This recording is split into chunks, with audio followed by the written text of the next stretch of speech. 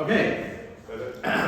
3, 2, 1, we're live, go! Alright, welcome ladies and gentlemen to our Friday Night Live series here at MAISON 10.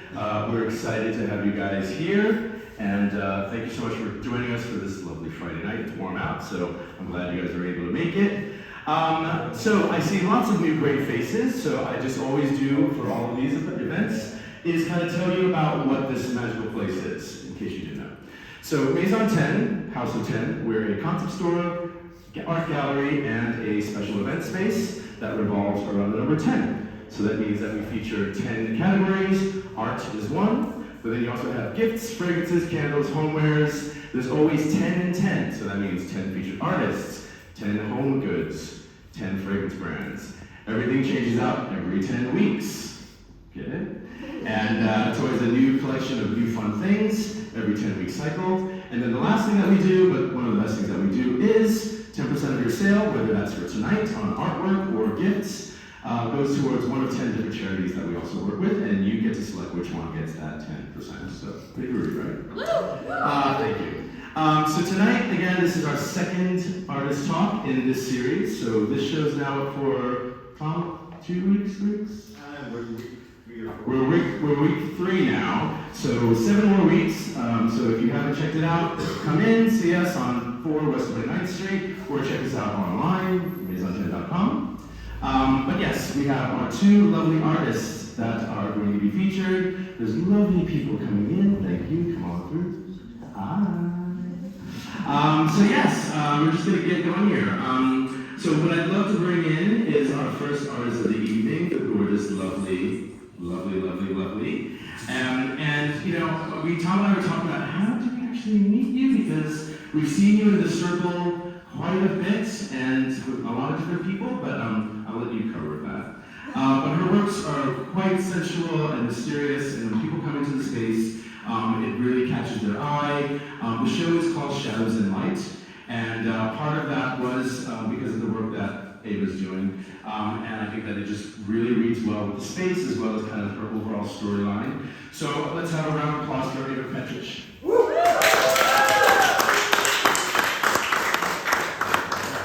right, take it away.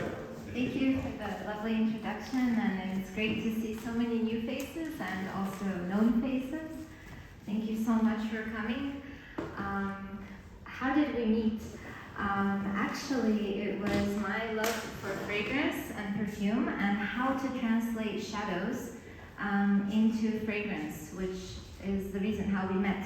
Because a friend thought I should really meet Tom and Henry because of the wonderful, interesting concept they're doing, which is really one of a kind. I haven't seen anything like this anywhere else that I've been to. And but then when we met and spoke, they really had interest and love for my shadows, and I really appreciate that, because a lot of times it's kind of maybe the other side of my work, which some of you know, large-scale recycled installation works that really intrigue people. But really my earliest work and the work that is the red line in my artistic practice are the shadows. Because it's also the shadows that are, for me, interesting within the lace installations that I create. And here you can see like a couple of different forms of them. So these are the earliest works.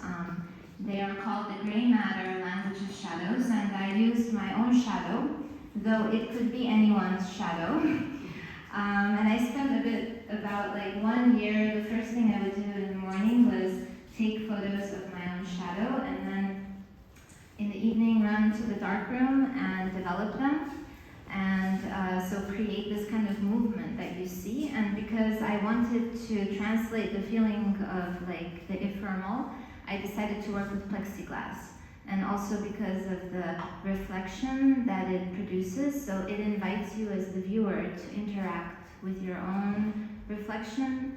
And there is no real like I or the other, it's a fusion, and that's the magic of shadows too, I think. I call them social equalizers because we all have them, even objects, animals, and they enable me to like jump into your body or your body to jump into my body. And after after this, I started to also explore, like, this is ephemeral, but our body is flesh and bones. So I worked with, you can see those little figures, translating these forms into laces. So I call them webs, because our body, if we look at it inside, it's a phenomenal like web, interconnections of cells, tissues, all of this working on its own accord. So I began to, for some of the shadows, actual laces were created by women in Idria. It's a special form of lace making that's protected by UNESCO. And then I hand engraved them to pieces like those that are called earthlings. One of those in a 1 centimeter cubic form is currently at the International Space Station, looking down at us from 420 kilometers. And then some other translations are those three. They're called H2O. I think it's a little bit more than 420 kilometers. Yeah. Yes. All right, you did all those tonight.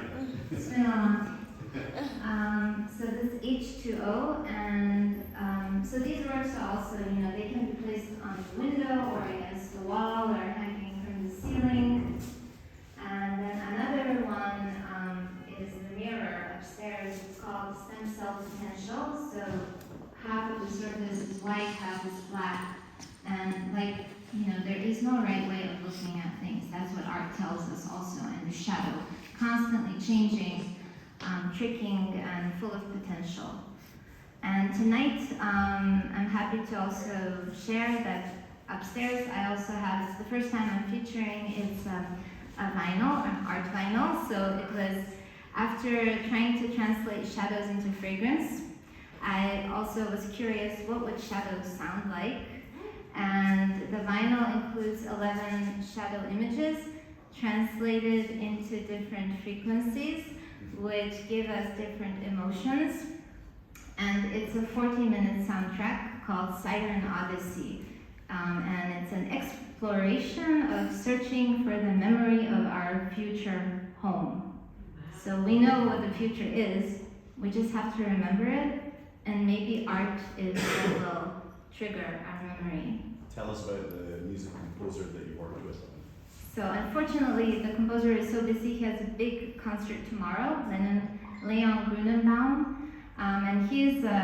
It's been such a pleasure to work with him. We also produced an earlier record called Angel of Your Ultrasound with musicians. They're New York City based, the Velt. But I continued working with Leon. And I particularly appreciate his collaboration because he's very different from me.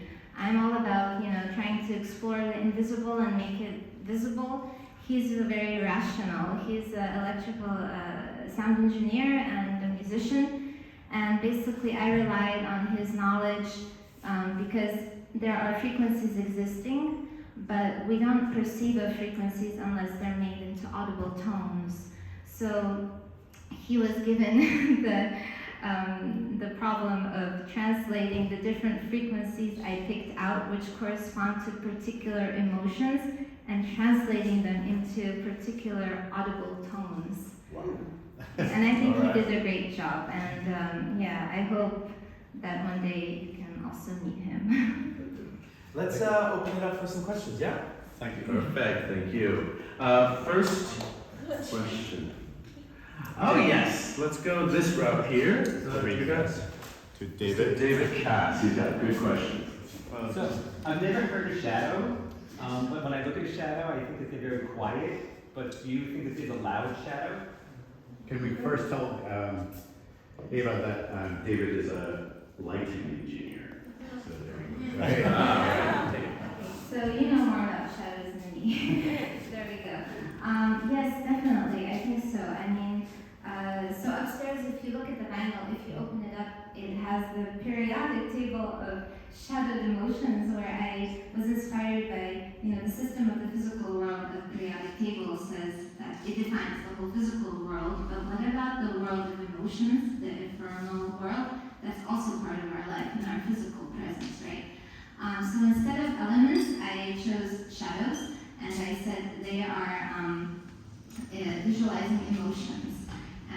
emotions are, happy, sad, loud, quiet. And so the shadows, the images that I chose to represent the different emotions, definitely some of them are for me loud, quiet, and It's your take on what it's my personal take because I try to I think art is what enables us to go really, really deep down into ourselves or like really subjective, and hopefully with that journey we come to a point where we can communicate with the other person, because in the end we're not so different, right? I mean, we all need and know what love is, or sadness, or hate, or anger.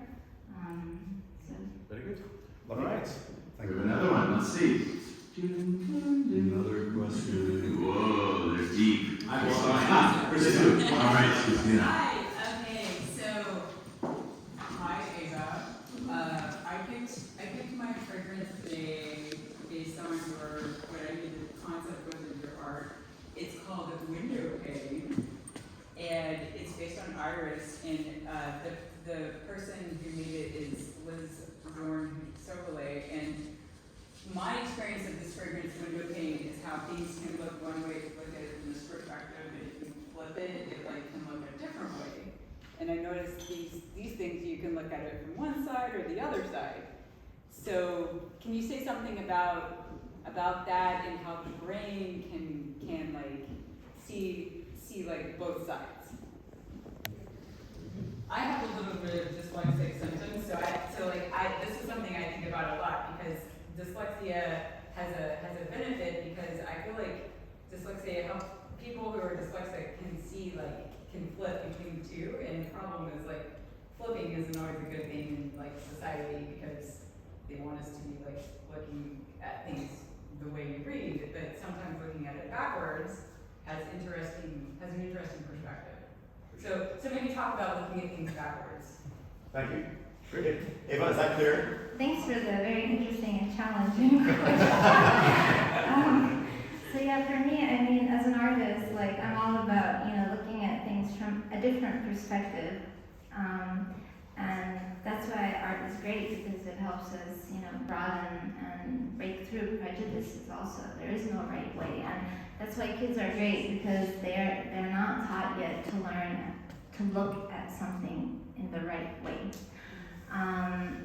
I definitely think that combining different mediums is great, because it enables you to you can, for me, a big inspiration is how does an image sound like, and how does a certain sound look like, because then it becomes, we're more sensitive to it, and we feel it in a more tactile way, I think.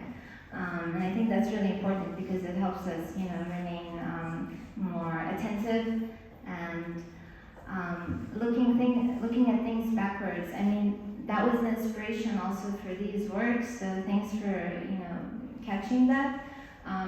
That's why I worked in the darkroom, because also the camera, it's a fascinating thing. So it's kind of like our brain, right? And then the process that we do in the darkroom is the reverse process of that.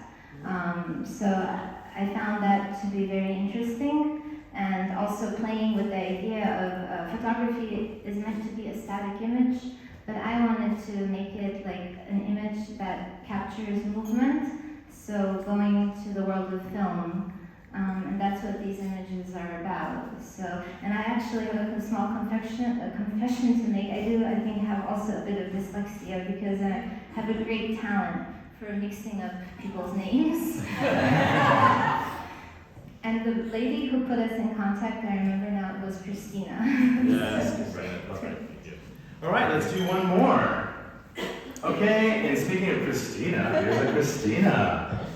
Hello, a different Christina. But my question is, when I saw your vinyl upstairs about the emotions, I was so happy. It was like a fun surprise, because when I walked in, I felt like there were a lot of different emotions in your work.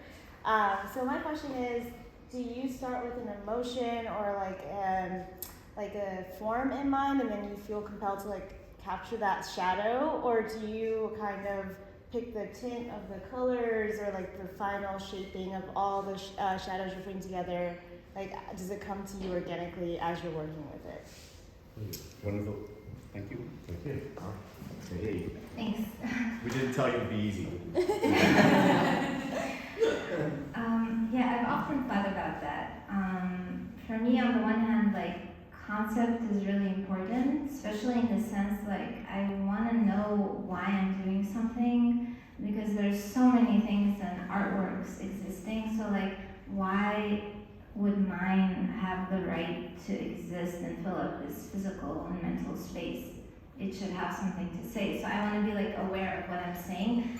But on the other hand, I mean, it's like, you know, I'm a living being, so it's in the end emotions that influence me the most and that drive me to have the need to create something.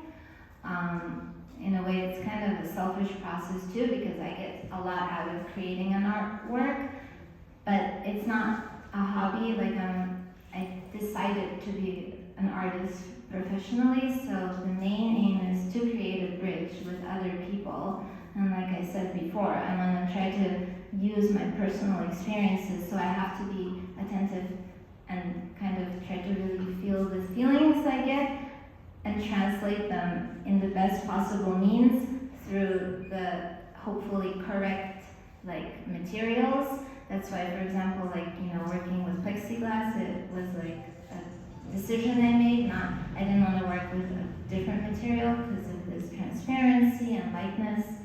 So it's a kind of back and forth, but probably, if I'm very honest, it's the emotional thing is the stronger thing, and that then triggers me to start thinking. It comes through. Yes, thank you. Thanks everyone. Thank you so much. So she's going to be here for quite a bit longer. Be sure to make sure that